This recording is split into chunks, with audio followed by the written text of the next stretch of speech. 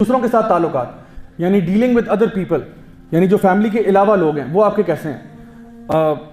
अफसोस से कहना पड़ता है कि मेरे अपने एक्सपीरियंस में, हो सकता है मेरा एक्सपीरियंस लिमिटेड ही है, ऑब्वियसली बात है, लेकिन कई लोगों ने मुझे ये बात वाक़यात सुना के और तजुर्बात में मैंने ये बात देखी भी है कि अक्सर व बेशतर दीनदार लोग जो हैं वो दूसरों के साथ दो नंबरियाँ कर रहे होते हैं। यानी हो सकता है इसमें दीनदार के अलावा भी लोग करते होंगे, ज़ाहिर बात है, लेकिन अफसोस उस बात पे होता है कि एक बंदा जो दीनदार है और जाना भी जाता है वो जब ये काम करे, या वो अपने दीन को कैश करा रहा होता है, अपनी दाढ़ी को कैश करा रहा होता है, अपने हाजी होने को कैश करा रहा होता है कि जी हाजी साहब है, ये तो माशाल्लाह काबिल एतमाद ही होंगे ना, लेकिन वो हाजी होने को कैश कराएगा भी, वो उसको पता है उसने आपसे फ्रॉड ही करना है, या वो आपके साथ बिजनेस डील में आया और जिस तरह का उसने रवैया शो किया, क्योंकि इवेंचुअली तो यही चीज़ें बताती हैं कि आपने दीन समझा या नहीं समझा। जब आप दूसरों के साथ ताल्लुकात में आते हो ना, तब पता चलता है कि कितना इस्लाम आपको समझ में आया है, कितना आप नबी की सुन्नत पे चल रहे हैं, तब समझ आती है। क्योंकि वैसे बातें करने में तो हर बंदा शेर हो सकता है, हर बंदा अच्छी बातें कर सकता है, हाँ ये होता है, होना चाहिए, होना, लेकिन जब किसी के साथ आप डील करते हैं ना तब पता चलता है। तो या तो डीलिंग करके पता चल जाता है, या आपको सफ़र करके पता लग जाता है, या मैं समझता हूँ कभी कभार स्पोर्ट्स खेलने में ही पता चल जाता है। आप स्पोर्ट्स खेलें ना तो पता चलता है कि बंदा कितने पानी में है। मैं आपको बचपन का एक वाक़या सुनाता हूँ।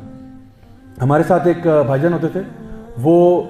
अल्लाह मुझे हिदायत है, मैं उस टाइम पे अपना दौरे जहालियत ही था, हम लोग जाहिल थे, दीन पे नहीं थे। तो हमारे साथ एक भाईजान होते थे, वो इतने ऑनेस्ट थे कि उनकी अगर यानी बॉल निक हुआ है ना, यानी बैट के साथ बॉल टच हुआ है, ठीक है, और विकेट कीपर ने भी अभी अपील नहीं की, बॉलर ने अपील की है, बॉलर को लगा कि कुछ हुआ है, विकेट कीपर दूर है, फास्ट बॉलिंग है, तो वो निक हुआ ना, तो भाईजान बैट छोड़ के चले जाते थे इससे पहले कि अपील भी हो, क्योंकि उनको पता मैं आउट हो गया, और हम जैसे बेवकूफ ऐसे होते थे कि मिडिल स्टंप भी उड़ गया, हम कहते थे नॉट आउट, तो कहते बॉलर कहता था यार आपका मिडिल स्टंप उड़ा हुआ है, कहता नॉट आउट यार, नो बॉल कराई तुमने, तुम इधर खड़े हो, तुम्हें किसने बताया नो बॉल है, वो तो अंपायर का बनता है, अंपायर कहेगा नो बॉल थी या नहीं थी, तुम क्यों फतवा दे रहे हो कि ये नो बॉल थी, कहता भाई यार मैं आउट हो नहीं सकता, ये तो इम्पॉसिबल सी बात है, मेरी मिडिल स्टंप उड़ी जरूर नो बॉल थी है। तो हम तो मानते नहीं थे मिडिल स्टंप उड़ने के बावजूद, लेकिन ये भाईजान इतने ऑनेस्ट थे, और असल बात ये इससे पता चलता है आपने कितना दीन समझा, कितना दीन आपके हलक से नीचे उतरा है, कि एक बंदा ऑनेस्टी की इतनी आला मिसाल है कि उसको पता है मैं आउट हो गया, उसको किसी के सामने गवाही देने की जरूरत नहीं, उसको पता है अल्लाह तो देख रहा है ना, फरिश्तों को पता है मैं अगर चीटिंग करूंगा तो मैं क्यों चीटिंग करूं। तो इसीलिए या तो किसी के साथ आप डीलिंग करके देख लें, बिजनेस में डील करके देख लें, तब आपको उसकी असलियत पता लग जाएगी, या आप उसके साथ सफर करके देख लें तो आपको पता लग जाएगा कि बंदा कितने पानी में है, और या फिर आप उसके साथ कोई स्पोर्ट्स खेल लें या किसी किस्म का ऐसा ट्रांजैक्शन करें तो वहां भी पता लग जाएगा कि बंदा जो है वो चीटिंग करता है, नहीं करता, फ्रॉड करता है, दो नंबरी करता है, किस किस्म के मैनर्स और एटिकेट्स हैं उसके। सो थ्रू दीज थिंग्स हम एक बंदे को जानते हैं। तो मैं ये कह रहा हूं कि जो दीन का दाई है ना,